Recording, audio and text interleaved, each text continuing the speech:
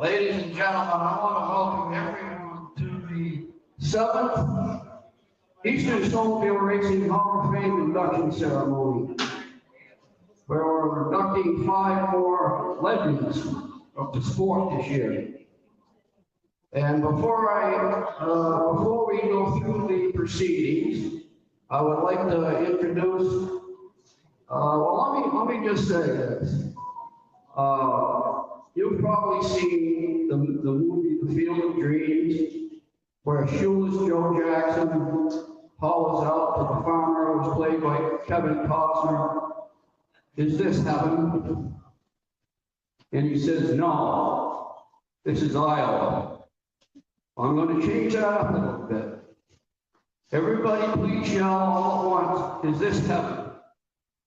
Right now. Is this heaven?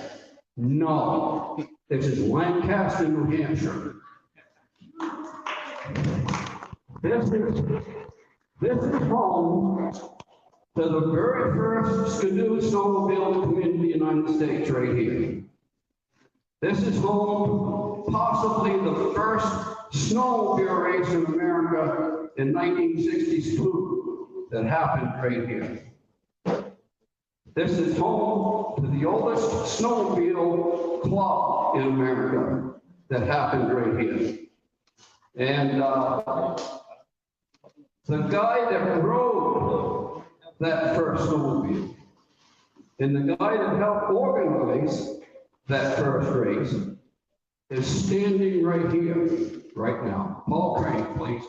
Get Paul Crane.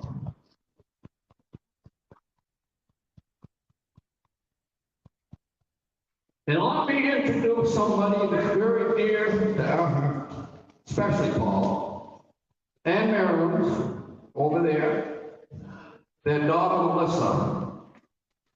Melissa is going to help us out with this thing because, as Paul said, he and I are getting a little older. Maybe me, not Paul. He's only 84, but you never know what's going to happen down the road. And Melissa is right on board with the Hall of Fame. She's right on board with that museum, and she's going to carry this thing on.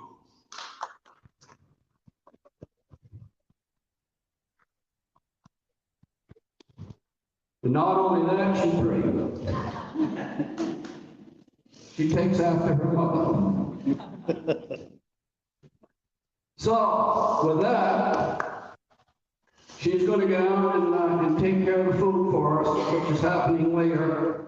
For all the Hall of Fame people here and their families, we're going to have a meal down there at the museum after this ceremony. And everybody else is surely welcome to come down there and tour the museum.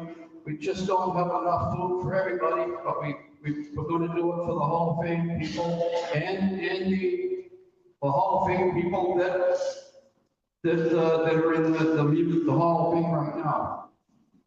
So, last year, we inducted Larry Mearman, Butch Consolini, Ronnie Riemann, Jim Saul, and Tim White.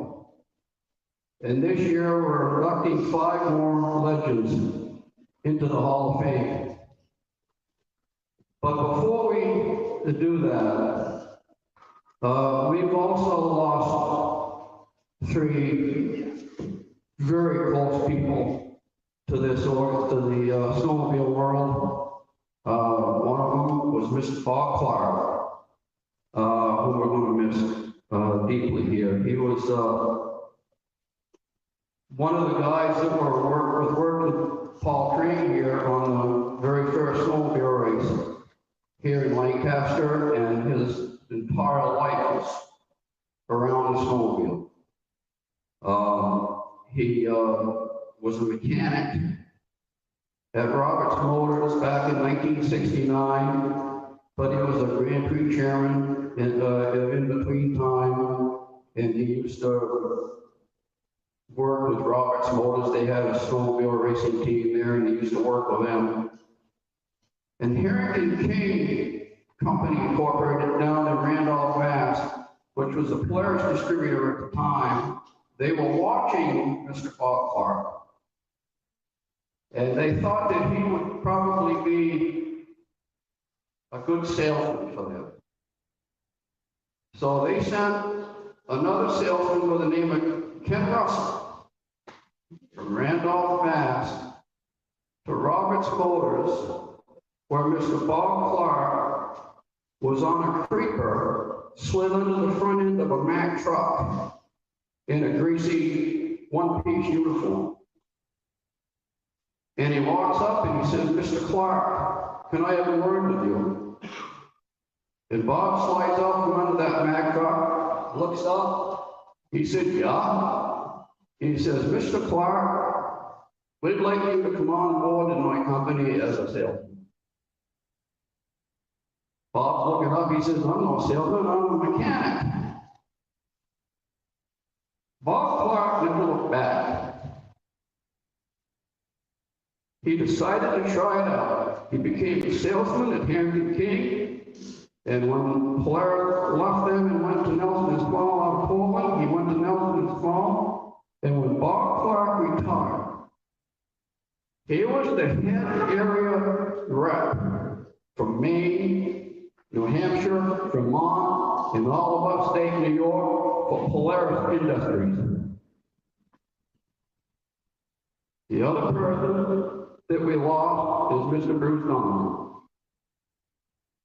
And Bruce Dunham won the Grand Prix right out here more times than anybody else ever did.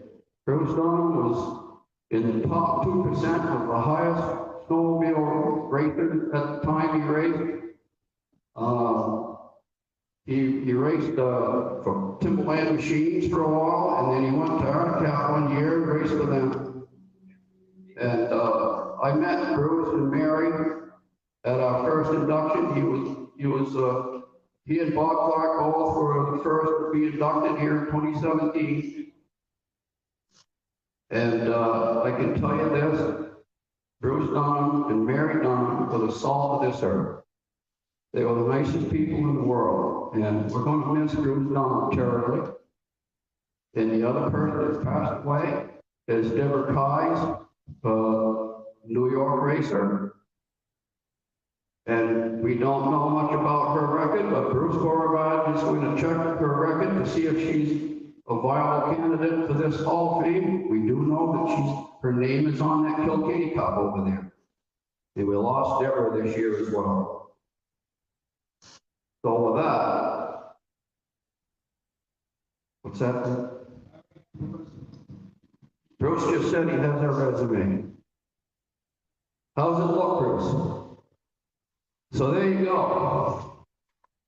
3 legends that we've lost this year. So why don't we have a moment of silence for those 3 legends of the snowmobile racing world and anyone else that we've lost this year as well.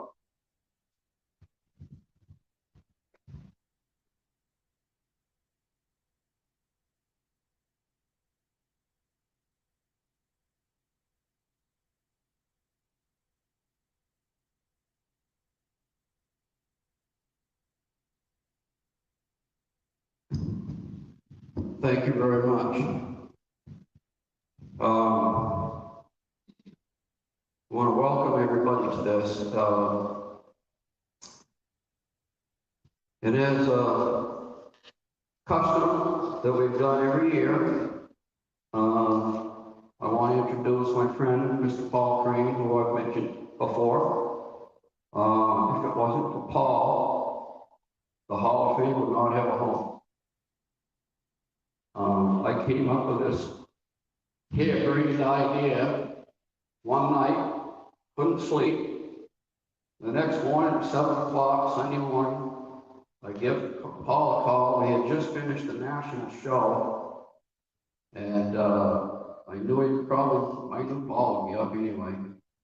And I called him, and I says, "Paul," I says, "we have to do something." And I says, "What are your thoughts on having a snowmobile Hall of Fame in your museum?" 3 words: let's do it. So Paul Crane, out of everything that he's ever done. I think this is the good stuff right here. I don't know about you guys.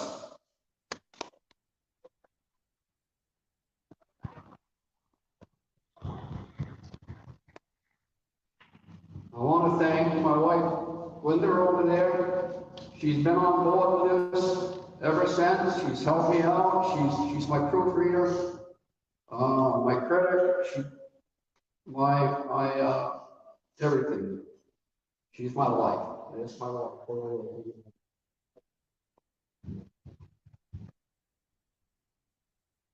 And Paul's wife, Marilyn, is the lady behind this guy's success right here. He'll tell you that. And she's gone with Melissa, I believe, or is she here? She's gone with Melissa probably to take care of the food. And other people that we want to thank here is Mr. Greg Allen on the camera, and he's been on the camera ever since the very first one in 2017, and he does an excellent job. I can't believe he's not a cameraman for WWR or something. He's natural at it. So thank you very much, Greg. I want to thank Mike LaPierre, who is also our cameraman, our editor, our DVD burner, all around good guy. Can't be without that fellow right over there, Mike LaPierre.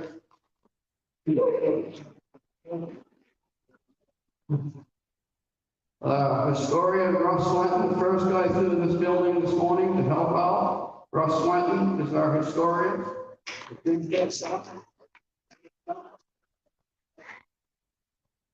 And board members, Mr. Bob Martin, who is in the Hall of Fame, Shane Beatty, who was the 50th Grand Prix chairman, the 2015 Grand Prix chairman, and the 2017 Grand Prix chairman, Shane Beatty over there, and Ed Stab. Ed Stab helped Shane and I save the 50th Grand Prix reunion one night on phone, right here.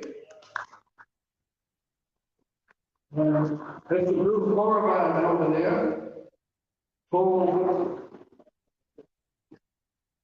who is on fire when it comes to compiling these race records. He calls me daily. I've got a record for this guy, I got a record for that guy, and I got a record for this guy. And oh, by the way, I got a check for all the mailings for the student I got to give you. And he does a great job over there. So, and also, Michael Maggie Hoyt. I think if people have seen his, that's what they call themselves. I don't know if it's Michael Hoyt or Maggie Hoyt that does the photos for us, but I'll send a terribly bad photo to them.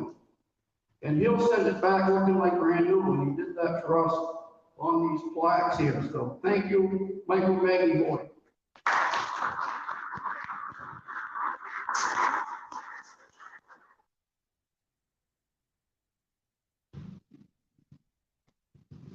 And this year marks the first time we will be inducting a brother-sister team to the Hall of Fame.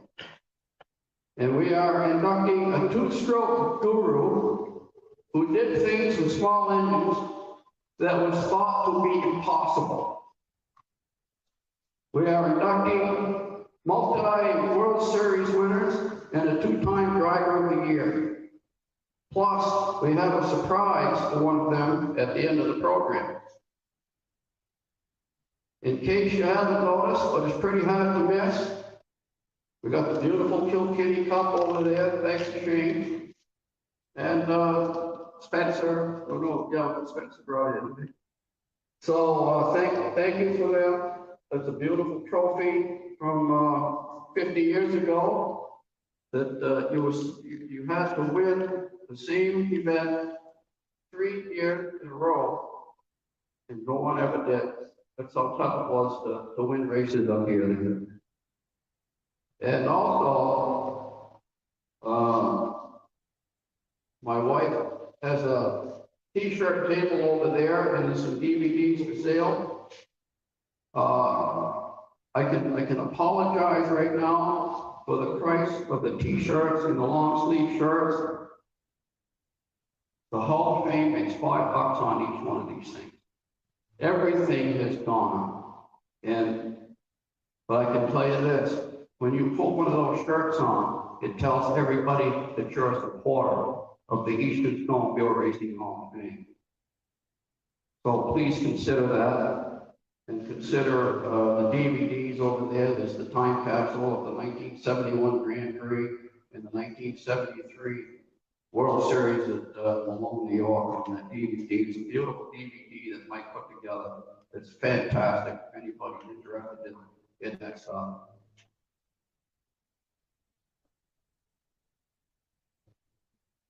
So without further delay, let's do our first Hall of Fame inductee.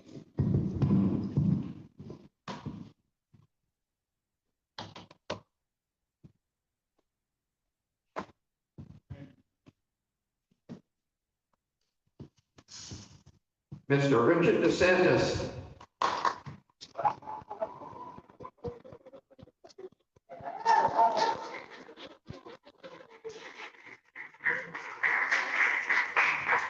Inducted into the Eastern Snowmobile Racing Hall of Fame 2023.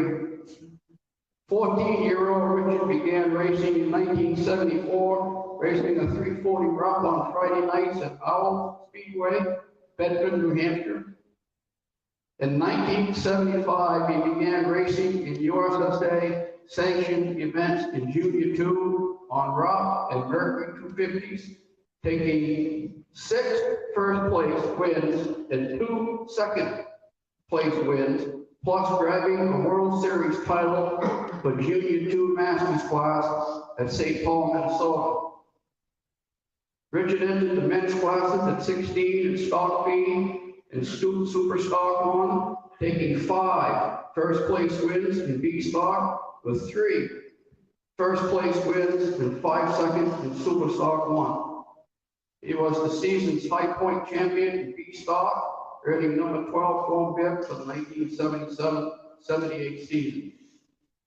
For the 1977-78 season, racing 250 and 340 IFS Skidoo Blizzards in super stock and in super mod, DeSantis grabbed 6 first-place wins in super stock 1, 3 first in super mod 1, 5 first in super stock 2, and a first in super stock 2, super mod 2. He was the New England high point champion in both the super stock 250 and 340 classes for the season. Was 4th in points nationwide in the super stock 250. He was voted driver of the year for 1977-78, earning gold bib number 8. The highlight of the season was qualifying for Snow Pro in Portland, taking 2 6th-place finishes against factory teams. I'll tell you something about the factory teams. When they came here much earlier on in this racing game that we've had, we could beat the pants off them, but they had no money. And eventually, it was very tough to even compete at all with factory teams.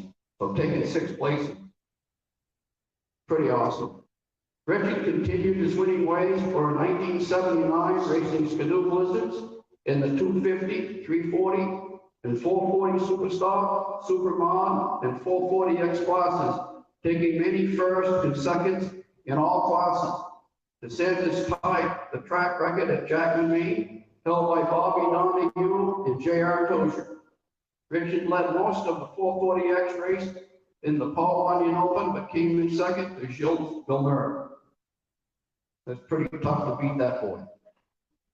Richard DeSantis won 2 more titles at the 1979 Snowmobile World Series in Super Stock 340 and 440 classes at Fulton, New York, and was voted again driver of the year in the New England division for the 2nd year in a row. was the High Point champion in Superstock 340 and 440 classes, earning Snow Pro bib number 34 and Gold bib number 1 in the New England division from 1979 and 1980. Ladies and gentlemen, please.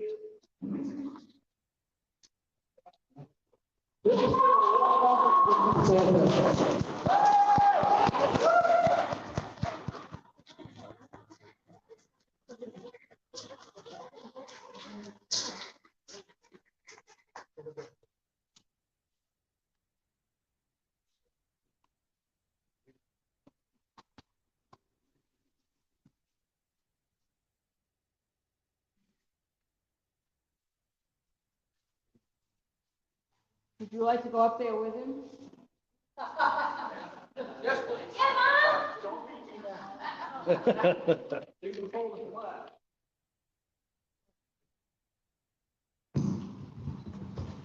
Yeah, what a record, huh? What a record.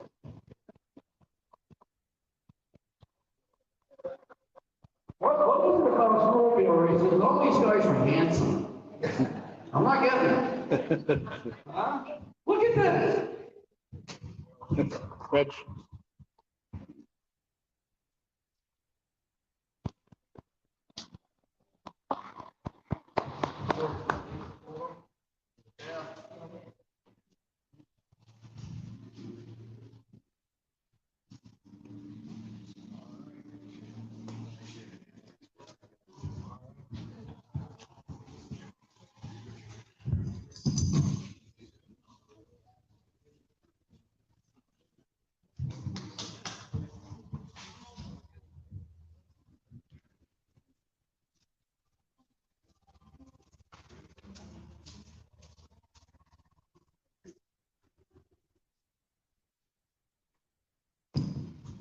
Okay. We've been chasing this gentleman down ever since we started this thing.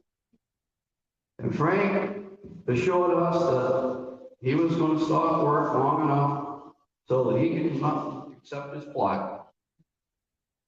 And here it is, right here. You can stay seated, Frank, if you want, until I get this ready. Or do you want to come up? Come on.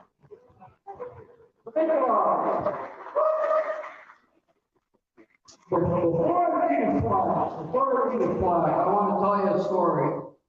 It was in 1972. If you remember, that was the year of the Lloyd Blizzard chassis.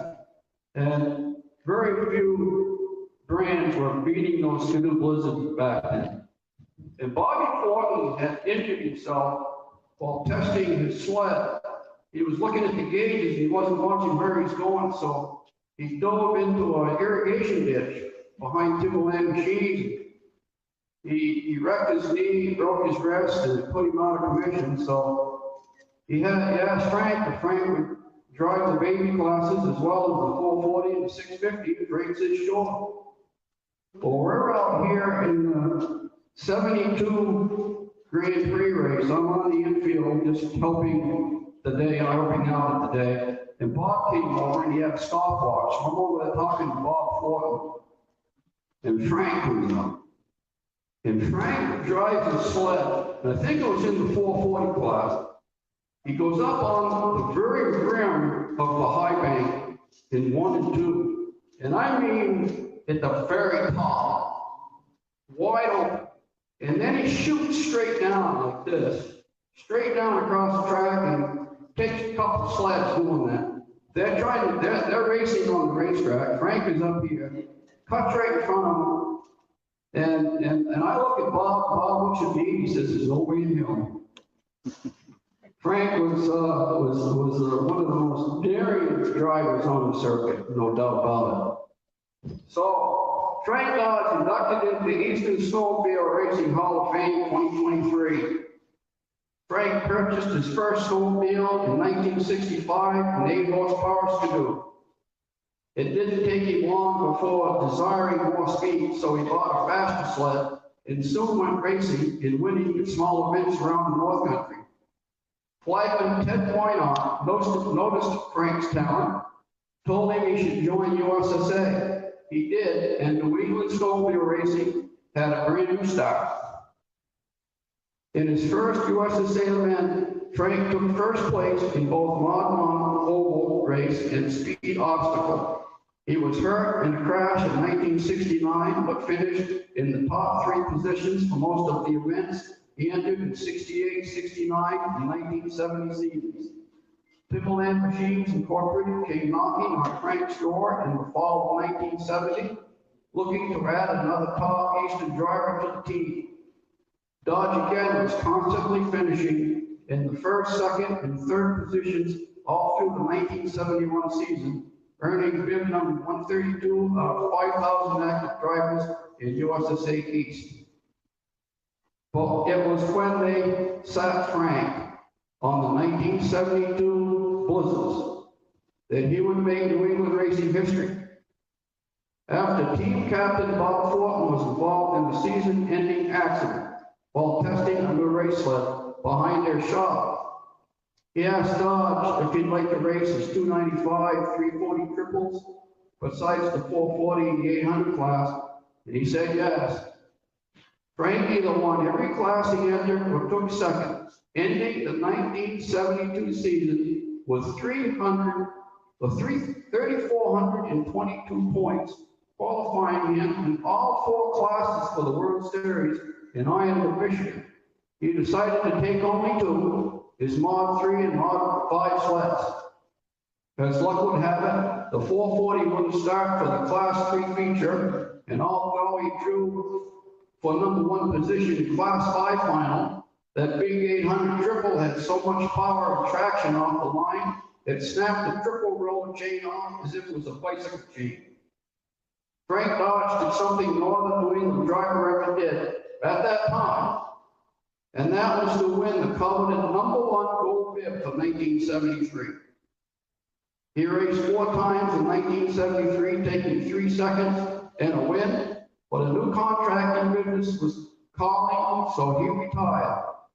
And Littleton presented Frank with Businessman of the Year in 2012, and everybody I've talked with in that little town of Littleton has nothing but good to say about Frank Dodge.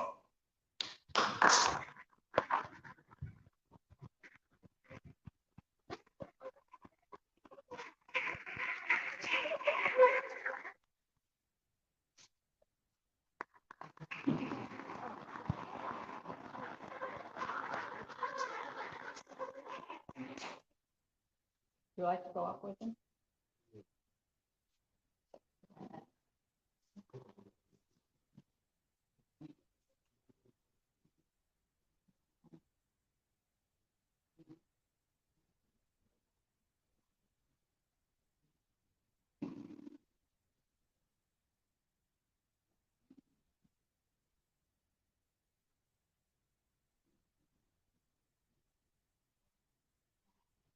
All right, Frank.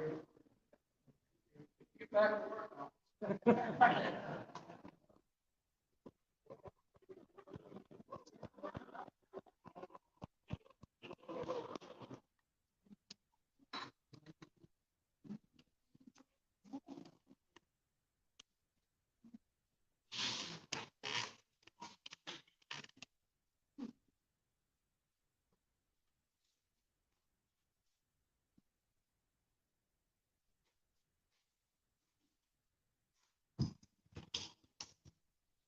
Next inductee, Everett Regal, inducted into the Eastern Snowmobile Racing Hall of Fame 2023, engine, chassis builder, team owner. Known as Super Inch by his peers, Everett was a self-taught machinist, design engineer, and inventor. He ran a world-class race team with as many as 12 sleds from his small one-car garage in Phoenix, New York. Regal was building Rotex race engines in 1967, winning dozens of events, including the New York State Championship in Boonville, New York. He wrenched for the Polaris factory in 1968, but was approached by Fay Parmalee and Ken Young in the summer of 1969 about starting a race team with Arctic Cats. With Richie Sharp joining soon after, They met with Bob Schwartz of Nero Equipment and the Cat distributor, and a deal was struck. The new team was dubbed the Widowmakers. In the first USSA Snowmobile World Series against major factory teams and distributor teams, Ken Young won Mod 4 with a regalized Perth 634 twin-cylinder engine. By the end of their first year, the Widowmaker team had earned the #1 and #2 gold bibs in the Eastern Division. Arctic Enterprises soon after offered Everett the position as head of their factory race team, but after much deliberation, he declined this great offer because of family reasons.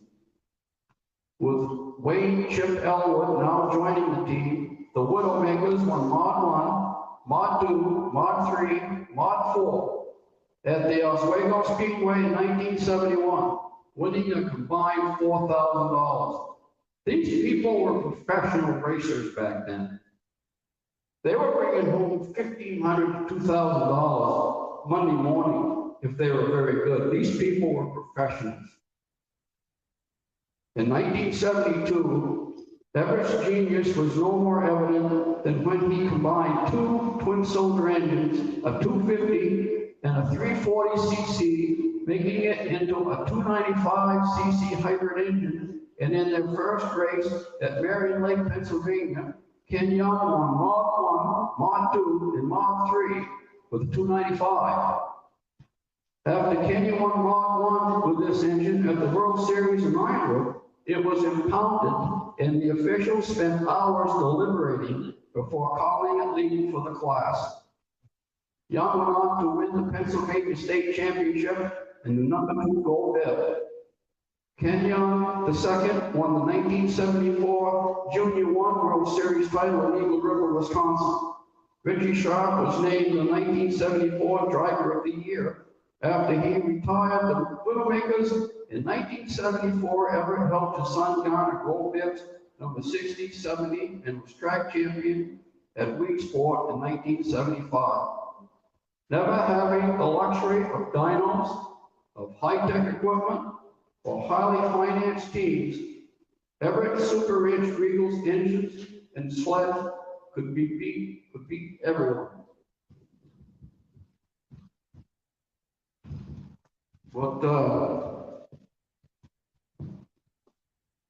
Would his son-in-law Mike Spillway like to come up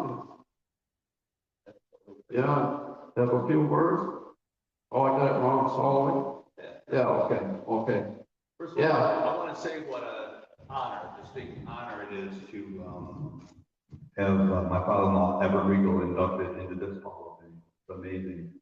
But with that, I have a great privilege of being here representing Everett and his entire family in this award.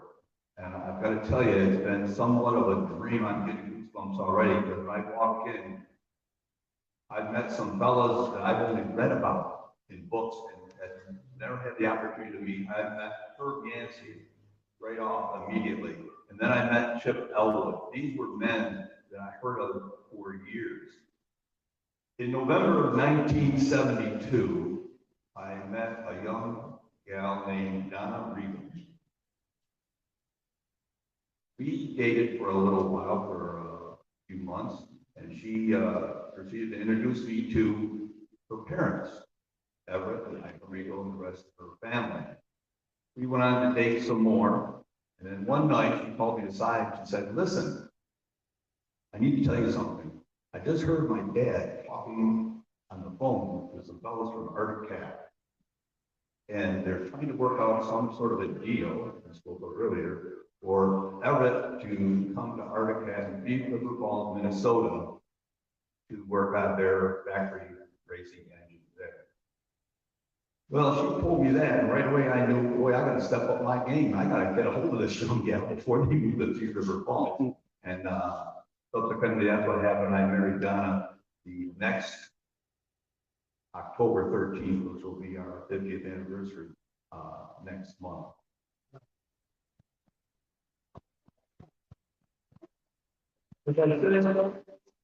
So many of the events and accomplishments that came in Everett's life came before I was part of the Regal family. But I did have the opportunity to spend a couple of those years watching Everett Jr. or Rusty, as some know him to be, race at Beachport, and it was just really, really exciting. Everett Jr. has posted online a number of very detailed descriptions of his father's accomplishments. The Widowmakers team on there, the infamous engine that has never been duplicated, I don't believe. That engine was stolen. It was on display in Everett's shop in downtown Phoenix, and it was stolen and was never seen again. Someone thought they saw it in Alaska sometime, but you don't know if we could track that out. We have no idea. But it's been just a fabulous career that Everett had. And this is just amazing. Thank you for this induction into the Hall of Fame. Thank you for the opportunity to come and meet you all and accept this at this time.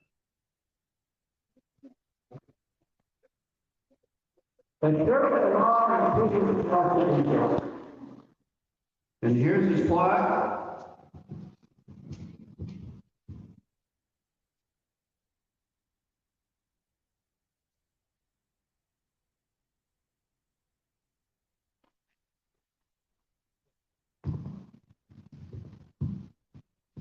And I think Chip Elwood would like to say a few words, and Ed have too. If you want to come up, Chip. Thank you. I just want to say thank you to the Hall of Fame for Everett. And I'm going to represent Faye and Richie, Kenny, and myself. And trust me, they were all here, they will be here. Believe me. Everett was not only a great friend, but he was a genius as a mechanic. And he worked in the mill there. Even, maybe I told you this before, but he had a patent on the little drill bit. You couldn't even hardly see the grooves on it. They would put mercury into a thermometer. He had a patent on that. And he made this adapter for Phase 440 with 3 carburetors. To this day, I don't know how the heck he ever made that adapter. So those 3 carburetors went into 2 cylinders. But they did, and I want you to know. Anyway, okay. And but just it is an honor for me too, because Everett was such a good friend, and all that stuff about ArctiCat was all true. He talked to Ron Porter and them out there all the time on the phone. They wanted him to be could have won, trust me. But he was just a great person, and definitely made a lot of achievement. Thank you. Thank you, the Hall of Famer too. So. And there's another person who wants to speak on Everett's behalf. And Russ, do you want to say a few words? Russ Swanton, our historian.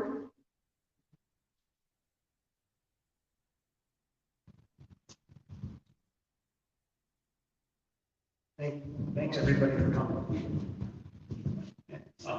I was too young to race, but I wasn't too young to work at camp, which I owe a lot to my dad and George Sr.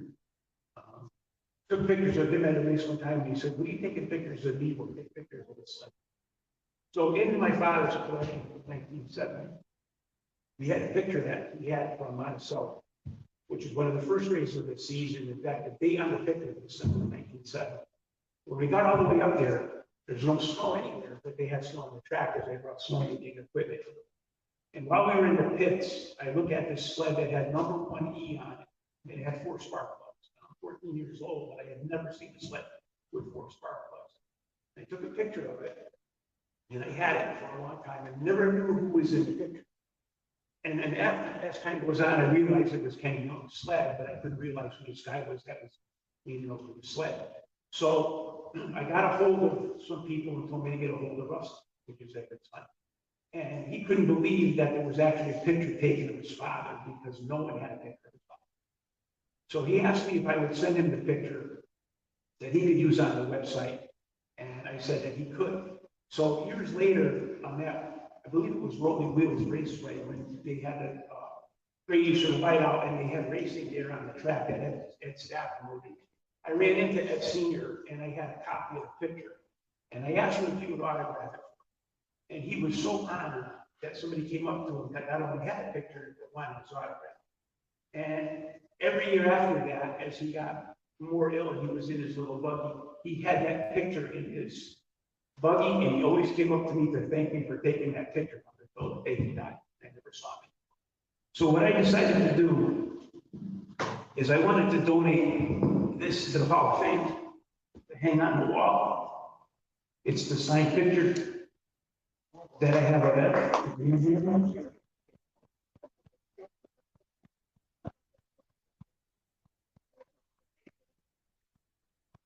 He's not going to be here to sign anymore, so I want this to stay in a safe place. So I want you guys to have it and put it on the wall.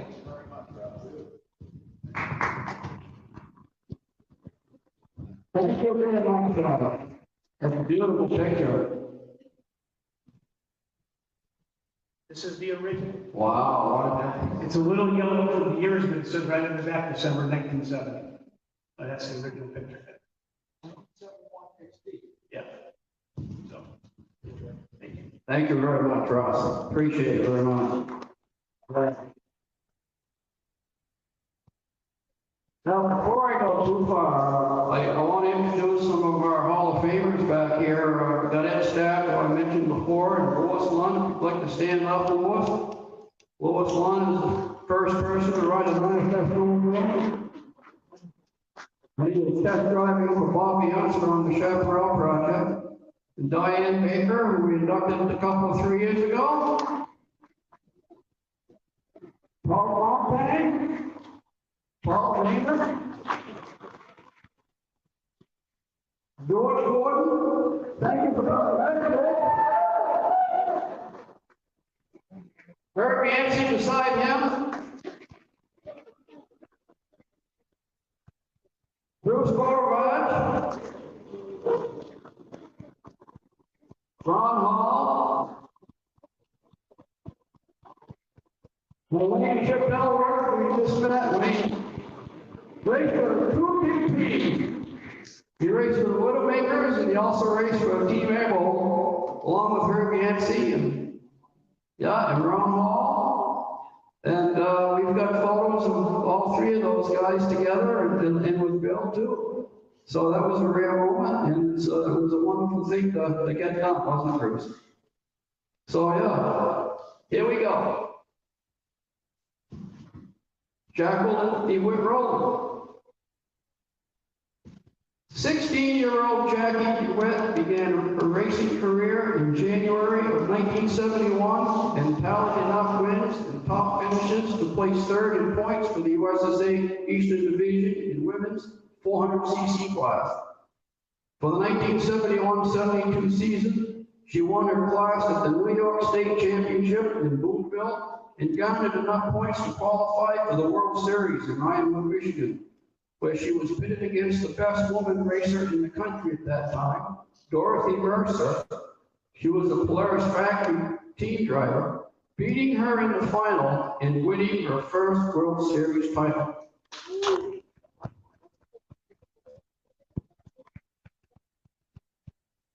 Jackie continued her winning ways for the 1972-73 season by posting wins at Weedsport, Brewertown, Malone, Waterloo, and in Greenville, where a man jumped into the ladies class after winning his event just to show the girls how it's done.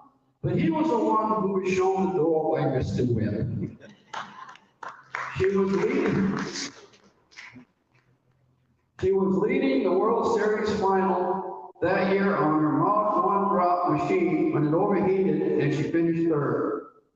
Jackie took 1973 and 74 off of college, but returned to the track in the winter of 1975 with a vengeance, winning her class at the New York State Championships, the Pennsylvania State Championships, and Syracuse, New York. With Jackie's dad as the mechanic, she raced her snow twister hard to win another World Series title at Wilkesport, New York in women's Mod 3. Her final season of racing in the 1975-76 season found her again in the winner's circle with 7 first-place finishes, including another World Series win in women's Mod 1. Jackie also grabbed second place in Mod 2, and her combined point total for the year gave her the Eastern Division points title in both women's Mod 1 and women's Mod 2. She also got married during this time, known now as Jackie DeWitt Rowland. She credits her win-laden racing career to her family's support, especially to her hardworking parents. Well, none of it would have been possible. Miss Jackie DeWitt Rowland.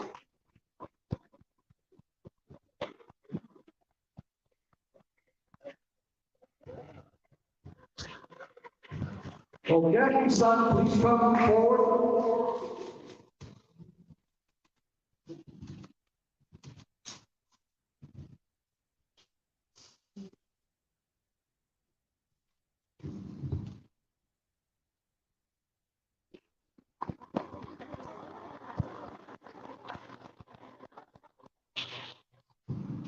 And I don't know if you folks know this, but she is an excellent photographer. If you've seen any of her photography online, it's just gorgeous. So, yeah, very nice. And you can, yes, you can. I'm not good at this at all. But I want to take the opportunity to thank everyone that's associated with the Eastern Snowmobile Hall of Fame and all the hard work that they've done. And a shout out to Bruce for all your hard work in trying to get my resume in order and believing in me and my brother. And I think all I did was go around in circles faster and stuff. But it was a great honor to have this, and I need to thank my father, who spent endless hours out in the garage, working on my sled, but my brother's sled, Richard DeWitt. And every winter weekend, we would go racing, and he was there to hold my hand before I went out on the track and supported me. And then a special loving thank you to my mother, Barbara DeWitt, who's sitting next to me. She got everything in order. She packed that camper, she took the food, she made sure there was everything there that we could use. And she was there to always support me as well.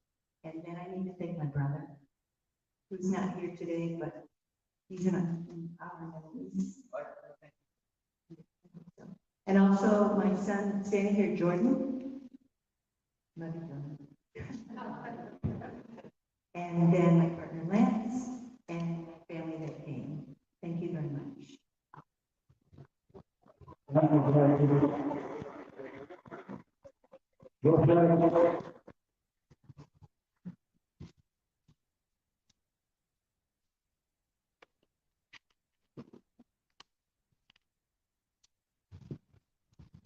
Well, Jacqueline DeWitt Rowland and Mrs. Barbara DeWitt, please come back to the podium.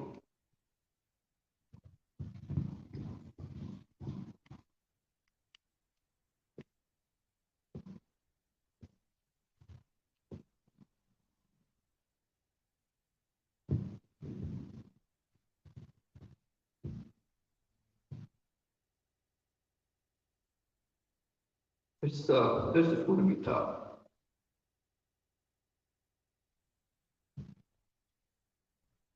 Richard DeWitt, inducted into the Eastern Snowmobile Racing Hall of Fame 2023. Dick won his first Snowmobile World Series title at 14 years old in Boonville, New York, easily winning in Junior 3. He also grabbed second place in Junior 2 and finished third in USSA points for the 1971 season. DeWitt swapped wins at the 1972 Snowmobile World Series in Ironwood, Michigan by winning in Junior 2 and taking second in Junior 3.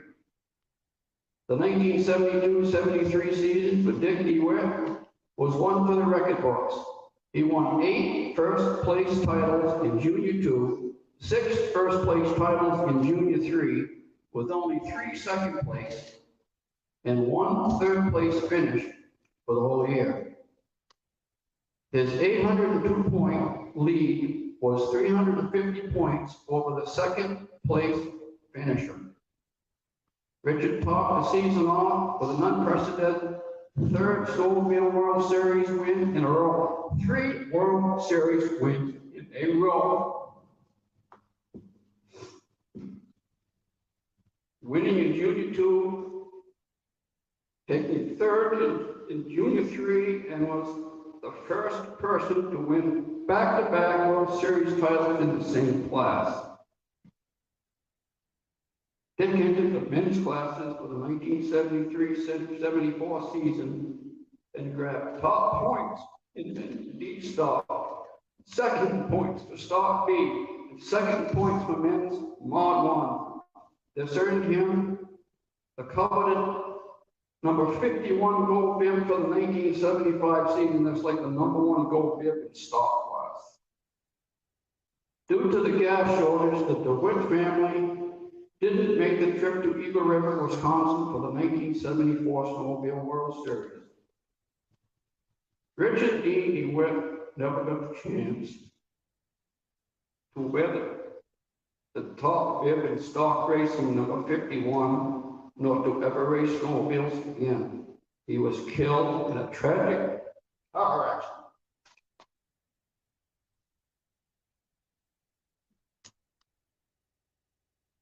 In 1974, he was only 17 years old, but in a short time here, Dick left us with a kind of win record that is nothing short of legendary. Although he never had the chance to race again, this record of his has provided us with enough substance of proof, which we need, and the board believes in our hearts, that Mr. DeWitt deserved to be inducted into the Eastern Snowmobile Racing Hall of Fame. With his mother, and I put this down, his mother and his family got to see this day.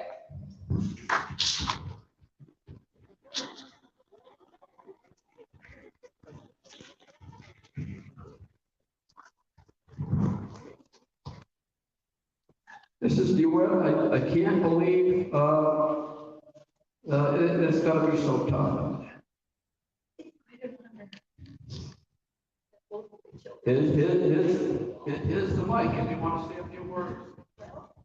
We had a lot of wonderful memories, and I thank you all for voting for the whole thing. Thank you.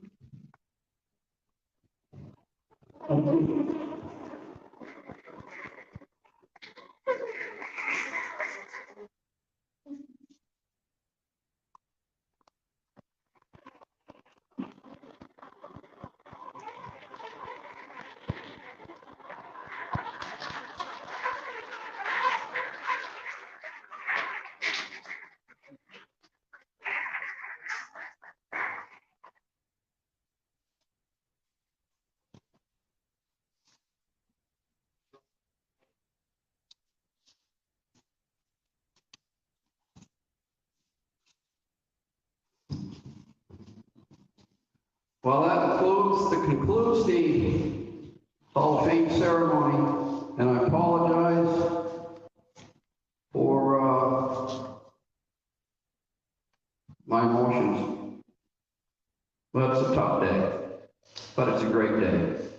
And I appreciate everybody coming, and I think we're going to get out to the museum now, Paul.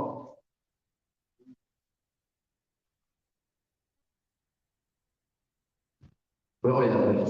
Okay, probably have to give Greg and Mike a little while to take the cameras down and get them set up. And maybe you can call somebody back when you get it all in, and then we'll have our Hall of Fame inductees go down, and we'll go down and do the wall. Or just give us a 10-minute head start. What's that? Or just give us a 10-minute head start. Yeah, I'll give you a 10-minute head start. Yeah. Okay. Because it won't take long. Okay, so why don't we do that then? All right.